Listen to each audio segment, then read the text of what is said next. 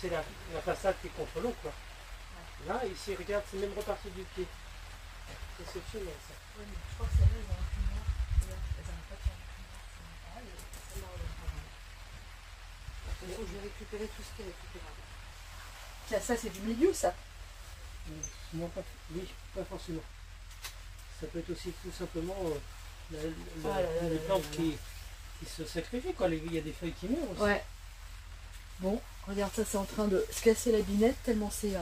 Ah, la vache. Tellement c'est grand. Attends, on va... Ouais, casse-le là derrière. Hop. Voilà. Oh là là là là là là. Regarde. Celle-là, c'est laquelle? C'est la russe, non? Ouais, je crois que c'est la russe. Oh la vache. Bon, je ne fais pas de publicité pour les Russes en ce moment, mais, mais leurs tomates sont pas mal. Leurs tomates sont belles. Coucou les amis.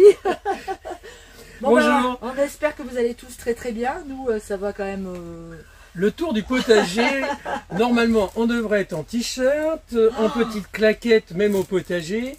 L'herbe est touffue, les adventices sont partout, on n'a pas pu ramasser... 3 jours de soleil, on a eu. On n'a pas pu ramasser les pommes de terre, même pas les échalotes, les oignons sont à maturité, et si on les laisse détremper sur le sol, ça va pas le faire. On a le mildiou dans les tomates. Ouais. Eh ben, tout va bien. Ça va super bien. Bon, par contre, c'est une année à légumes verts, hein, donc les haricots verts, les salades, les choux, les blettes, les choux, les céleris. En août, on préférait manger des salades de tomates. Hein. Oui, mais bon. Bon, qu'est-ce qu'on va faire alors pour ces tomates-là? Eh bien, le mildiou, on en a fait une vidéo spéciale pour le mildiou, que ce soit pour la pomme de terre, pour la tomate, l'aubergine ou les poivrons, qui sont tous atteints par ce champignon. Bah, le mildiou, il faut travailler, c'est laborieux, c'est pénible, beaucoup de travail. N'oubliez pas de bien laver votre sécateur quand vous avez terminé, de mettre des gants pour le travail. Donc là, on a terminé. On peut faire un petit tour dans la serre à tomates pour voir qu'il y a quand même de belles tomates. On a des tomates de toutes les couleurs. On a des tomates roses, on a des tomates jaunes, on a des tomates oranges, des grosses tomates, des toutes petites tomates, des tomates cerises, des tomates allongées. C'est un véritable bonheur. Bon, le climat n'y est pas et c'est pour une grande partie de la France, malheureusement, on est tous à la même enseigne. À la même enseigne. Ouais. Alors, ceux qui n'ont pas de la pluie, ils ont de la canicule. Donc en réalité, on n'est pas tous...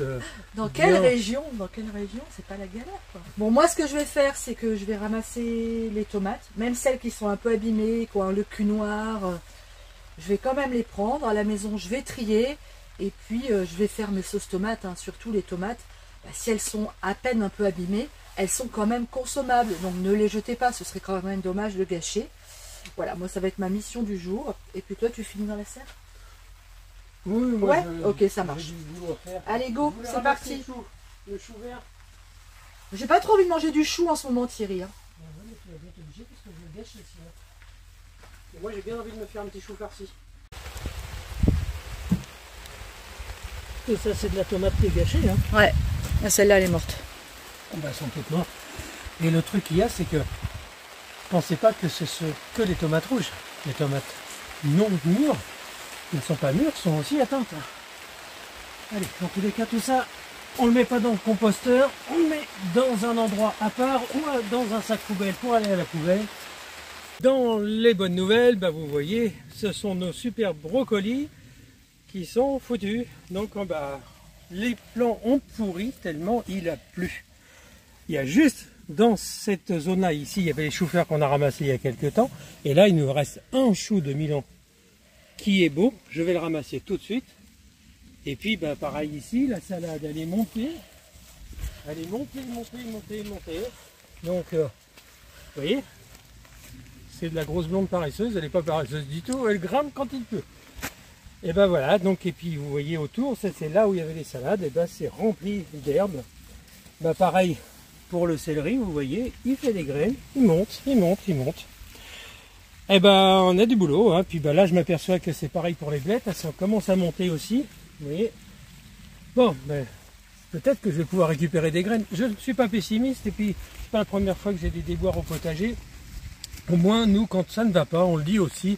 C'est ce qu'on m'a fait souvent la remarque. On me dit, non, nous, si on fait du potager, de toute manière, tout jardinier sait qu'à un moment ou un autre, il va avoir des ratés. Moi, c'est pas des ratés personnels, c'est des ratés à cause du temps qui est complètement inimaginable. 3 jours de beau temps en presque 40 jours, ça commence vraiment à être compliqué. Allez, j'ai récupéré toutes mes tomates, hein, vous voyez, même celles qui sont abîmées. Et je vais maintenant venir les peser. Et vous voyez que c'est pas des petites tomates, hein. Celle-ci, là, cette tomate jaune pèse à elle toute seule. Attention, pas loin de 700 grammes. Donc là, j'ai quand même quelques kilos de tomates. Nous voici en cuisine. J'ai bien lavé mes tomates et vous allez voir que les tomates qui ont le cul noir comme celle-ci, vous ne les jetez pas, hein, vraiment. Regardez, on va enlever la partie abîmée. Hop. Et regardez l'intérieur. La tomate, elle est magnifique. Regardez, regardez tout ce que je récupère ici pour faire mes sauces tomates. Voilà, c'est vraiment la preuve que rien n'est perdu, même s'il y a du mildiou ou du cul noir, on peut quand même récupérer nos tomates et en faire d'excellentes sauces. Regardez-moi toute cette chair. Et bien les amis, on termine cette vidéo comme on l'a commencé, c'est-à-dire sous la pluie. Je suis passée entre les gouttes pour aller nous ramasser quelques haricots verts. Regardez-moi ça, comme ils sont jolis. Ce sera notre repas ce soir. La sauce tomate est faite, elle est en train de stériliser. J'ai fait une vingtaine de bocaux, je fais des bocaux pas très gros. Des bocaux qui me permettent de faire environ 3 pizzas, 3 grosses pizzas. Voilà, ça c'est fait, c'est pris, hein. On aura quelques bocaux de sauce tomate, quoi qu'il arrive, mais j'espère que le soleil va enfin arriver et qu'on va pouvoir profiter pleinement de nos légumes. Je vous embrasse très très fort. On se retrouve très très vite dans le potager ou dans la cuisine. J'espère sous le soleil la prochaine fois. Ciao!